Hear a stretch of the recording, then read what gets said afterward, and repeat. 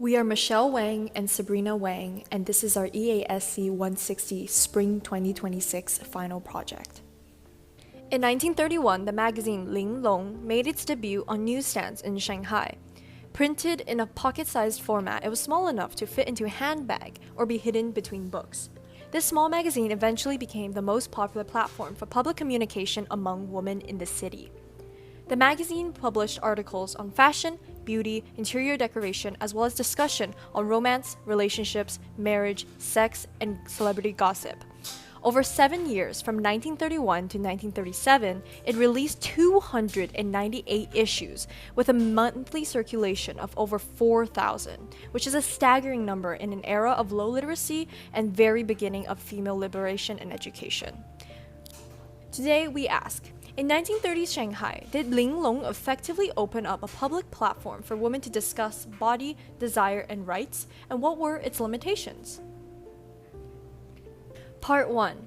Shanghai, a city of contradictions, birthplace of Linglong. To understand Linglong, we must first gain a basic understanding of its birthplace, Shanghai. In the 1930s, Shanghai was a divided city. Since 1845, the British, the Americans, and the French had established the longest-lasting, largest-scale, and most well-managed concession system within China, which persisted until 1943. Therefore, Shanghai in the 1930s was not a unified whole city, but a patchwork composed of different areas, divided into international concession areas, the French concession area, and the Chinese urban area. The British, the French, the Americans, and the Japanese each claimed their own territories, bringing not only funds and goods, but also completely different lifestyles and values. This fragmentation created a peculiar cultural space. In Shanghai, a Chinese woman could walk down Nanjing Road and see the latest Paris fashions in shop windows, next to a cinema displaying Hollywood star photos. Yet she might have just been scolded by conservative neighbors for lacking feminine virtue as she left her home. It was within this contradiction that Linglong was born. Who were its target readers?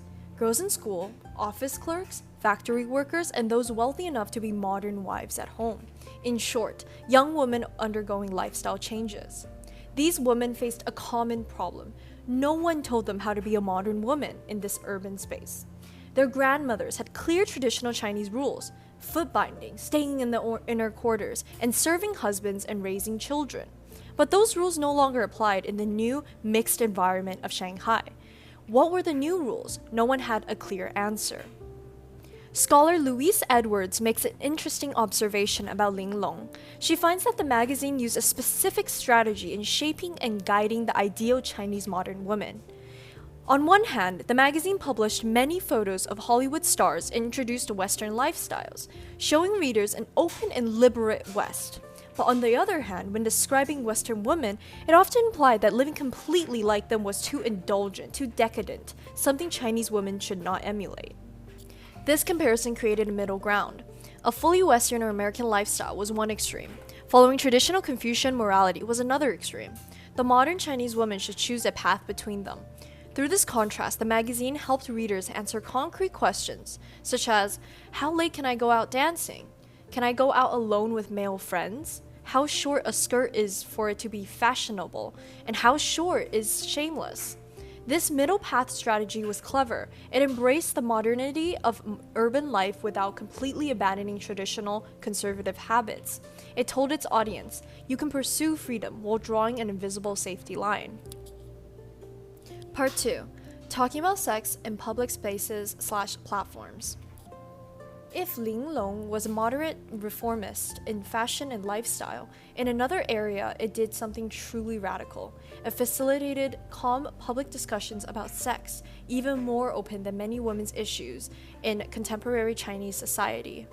Scholar Peilin Zhang notes in her analysis of female sexual discourse in Linglong that besides the editors and a small group of regular contributors, much of the content came from reader submission.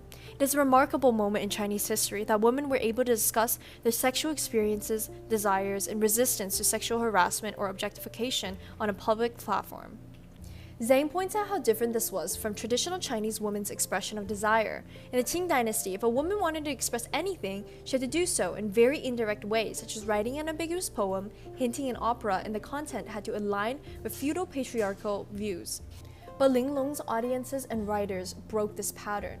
They sent essays, letters to the editors, sharing their personal experiences and speak very directly about their feelings.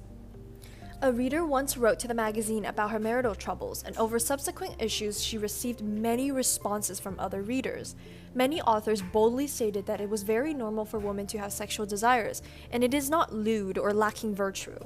One article even bore the title, "Since ancient times, men have loved discussing how to play with women. Today, we women will discuss how to play with men." This kind of public discussion might seem insignificant nowadays, but in China during the 1930s, it was a revolutionary significance. In fact, even in today's China, it's still not easy for women to talk about sex in public platforms. We think we're modern, but if we think carefully, to what extent are we really more open than back in the 1930s? What's even more thought-provoking is why these women felt the need to discuss sex publicly in a magazine. Peilin Zhang suggests that it may be because their basic sexual safety and needs were threatened in old society, and even in 1930s China. When a woman wants to secure her most basic human rights, such as not to be harassed in the street, forced by her husband at home, or hinted at by a superior at work, she needs an outlet. In 1930s, there are no social media, but Linglong provided a similar platform, a space where silenced women could connect and say no. Part 3. Critical Thinking. But while acknowledging these exciting, revolutionary advances, we must honestly ask for a more critical question. Was Linglong entirely a platform that wholly advocated for or just helped women's liberation? Or did it also consume these women? First, we must admit that Linglong was a commercial magazine at its core. Its ultimate purpose was to make money. The page features advertisements for various products, including cosmetics, clothing, household items, and more. However, this does not diminish its status as a pioneer in promoting women's independence, precisely because of this tension between its dual purposes. It accomplished a very pragmatic form of enlightenment for women at the time. For most women at the time, they may have not understood the pure theoretical articles of the May 4th movement, but they could understand Linglong's concrete advice on how to deal with a cheating husband or fight for property rights. This kind of dancing in chains was the first step towards enlightenment, not demanding that these women immediately become perfect revolutionaries, but helping them live a little better and more autonomously in reality. Ultimately, the greatness of Linglong magazine probably lies not in its purity, but in its authenticity. It truly reflects the struggles and wisdom of urban women in the 1930s as they navigated between tradition and modernity, family and work, and dependence and independence. Therefore, Linglong magazine can also be regarded as a microcosm of the chaos, complexity, and contradictions of modern, especially in the 1930s, Chinese women and culture. It is not merely a magazine, but rather a small landscape and vivid sample of that era.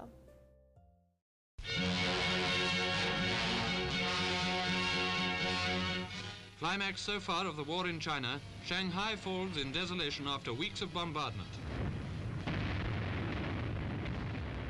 In August 1937, Japan launched a full-scale invasion of China and Shanghai fell. Linglong ceased publication amid the gunfire.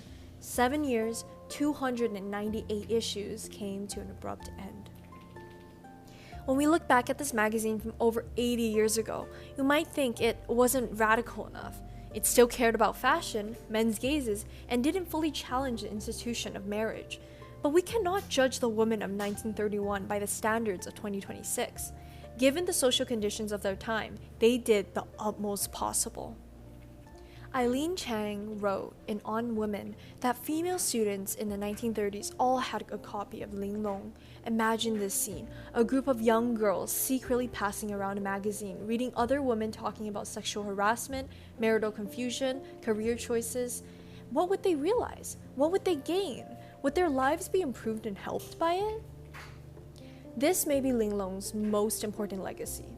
In an era when women are expected to be silent, it gave them a chance to say no.